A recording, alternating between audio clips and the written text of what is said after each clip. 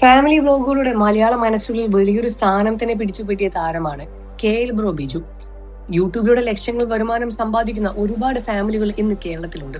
എന്നാൽ മലയാള മനസ്സുകളിൽ വലിയൊരു സ്ഥാനം പിടിച്ചുപറ്റുക എന്നത് ചെറിയ കാര്യമല്ല. അങ്ങനെ മലയാള മനസ്സുകളിലും പ്രേക്ഷകർക്കിടയിലും വളരെയധികം വലിയൊരു സ്ഥാനം പിടിച്ചുപറ്റിയ താരങ്ങളാണ് ബിജുവും കവിതയും.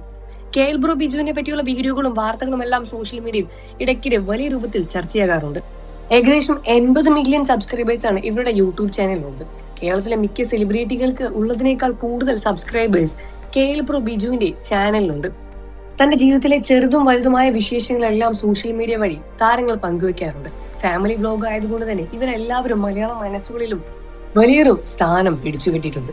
ഇപ്പോൾ ഇത് കവിത തന്റെ ജീവിതത്തിൽ അനുഭവിച്ച വിശേഷങ്ങളെ പറ്റിയും വിഷമങ്ങളെ പറ്റിയുമെല്ലാം തുറന്നു പറയുകയാണ്. തന്റെ പല്ല് ഒരല്പം പൊന്തിയതുകൊണ്ട് തന്നെ തന്റെ സ്കൂൾ കാലഘട്ടങ്ങളിലും താൻ പഠിക്കുന്ന സമയത്തുമെല്ലാം ഒരുപാട് കളിയാക്കലുകൾ നേരിടേണ്ടി വന്നിട്ടുണ്ട് എന്ന് കവിത തുറന്നു പറയുകയാണ്. തന്നെ പോലെ തന്നെ തന്റെ മൂത്ത മകനും ഒരല്പം പല്ല് മുന്നോട്ട് വന്നിട്ടുണ്ട്. തന്നെ അവർ കളിയാക്കിയതുപോലെ തന്റെ മകനെയും അവർ കളിയാക്കുമോ എന്ന വിഷമവും പേടിയും തന്റെ ഉള്ളിൽ എന്നുമുണ്ട്. ഇങ്ങനെയൊരു അവസ്ഥയിലായതുകൊണ്ട് തന്നെ തനിക്ക് നാലാളുകൾക്കിടയിൽ ചിരിക്കാനും വളരെയധികം പേടിയായിരുന്നു. അവർ കളിയാക്കുമോ, അവർ എന്ത് വിചാരിക്കുമെന്ന സങ്കടം തന്റെ ഉള്ളിലുണ്ടായിരുന്നു. തന്നെ വിവാഹം കഴിക്കാൻ വേണ്ടി ബിജുവേട്ടൻ വന്ന സമയത്തും തനിക്ക് ഈ പേടിയുണ്ടായിരുന്നു.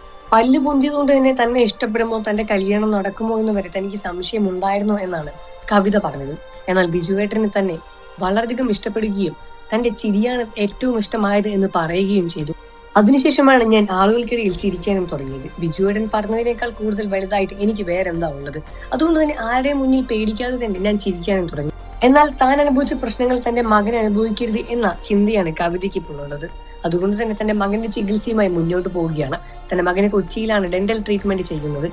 തന്റെ മകന്റെ ട്രീറ്റ്മെന്റ് കഴിഞ്ഞതോടെ തനിക്കും ക്ലിപ്പിടാനുള്ള ചിന്തകൾ വന്നു തുടങ്ങിയെന്നും ക്ലിപ്പിടാനുള്ള തീരുമാനം എടുക്കുമെന്നുമാണ് കവിത പറഞ്ഞത്.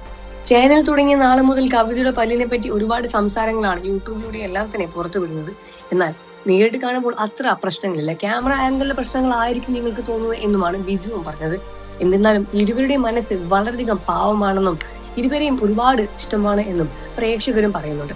നിങ്ങൾക്ക് കവിതയും ബിജുവും ഇഷ്ടമാണെന്ന കാര്യം വീഡിയോയ്ക്ക് താഴെ കമന്റ് ചെയ്ത് പറയുക.